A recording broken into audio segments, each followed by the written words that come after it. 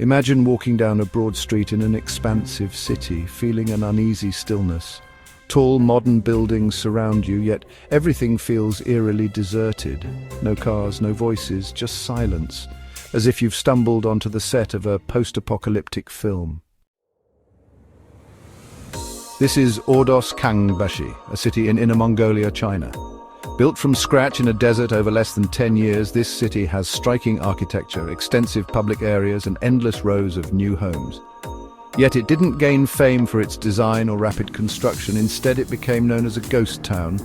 Media reports quickly labeled it a failure, highlighting its emptiness and lack of residents. But what happened here? When reporters first arrived around 2009, they found a city seemingly thriving, yet eerily empty. They declared it abandoned, missing a crucial detail: the city wasn't finished. Originally intended for 1 million people by 2023, Ordos Kangbashi faced setbacks due to a downturn in the coal industry, its primary economic driver, causing planners to reduce expected residents to around 300,000 within the first 5 years. Early visitors found offices, an impressive museum, an opera house, and a library shaped like stacked books. Yet basic infrastructure like schools, hospitals, and shops wasn't fully operational. People commuted for work, but returned home at day's end, leaving the city quiet overnight. Ordos wasn't abandoned, it was simply a city still under construction. Next, let's journey to Kilamba, a massive housing development just 18 miles from Angola's capital, Luanda. Built at a staggering cost of $3.5 billion, Kilamba promised modern living with schools, shopping centers, and hundreds of apartment blocks designed for 500,000 people. Glamorous advertisements featured happy families strolling through vibrant streets. But reality soon set in. These residents were actors. Initially, almost no one lived there due to high prices. Apartments ranged between $120,000 and $200,000, far beyond the reach of most Angolans, many of whom live on less than $2 a day. Difficulty securing mortgages compounded the issue. Eventually, prices dropped, making homes affordable, and by 2015, Kilamba housed 80,000 residents, growing to nearly 130,000 by 2019. By 2024, Kilamba had become a sought-after destination for Angola's growing middle class. Now picture another unusual urban experiment near Shanghai, China, Thames Town.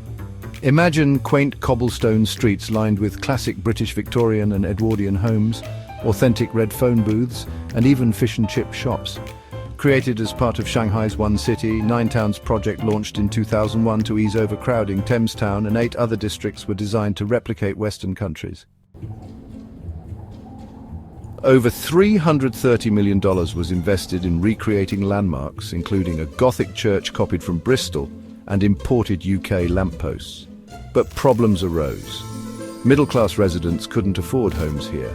Instead, affluent investors bought properties as second homes or investments, leaving streets empty, transforming picturesque communities into ghost towns. Traveling further, we arrive in Naypyidaw, Myanmar's new capital since 2005. Sprawling 6 times larger than New York City, this bizarre city features enormous 20-lane roads, golf courses, a safari park, and extensive modern facilities. Despite offering reliable electricity and fast Wi-Fi, Naypyidaw feels surreal due to its emptiness. The city attracted international attention as cleaners continuously swept already spotless streets. Critics argue that despite impressive infrastructure, Naypyidaw remains empty, unappealing, and disconnected from everyday life. Finally, let's return to the United States and the nearly abandoned town of Centralia, Pennsylvania. Since 1962, an underground coal fire has smoldered beneath this small community, projected to burn for another 250 years.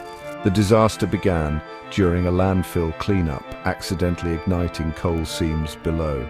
Toxic gases and dangerous sinkholes forced residents out over decades. By 1992, the state acquired most properties, leaving just a handful of residents determined to stay until their passing. Today, Centralia stands desolate, streets quietly smoldering underground. Which of these ghost cities would intrigue you most? Let us know.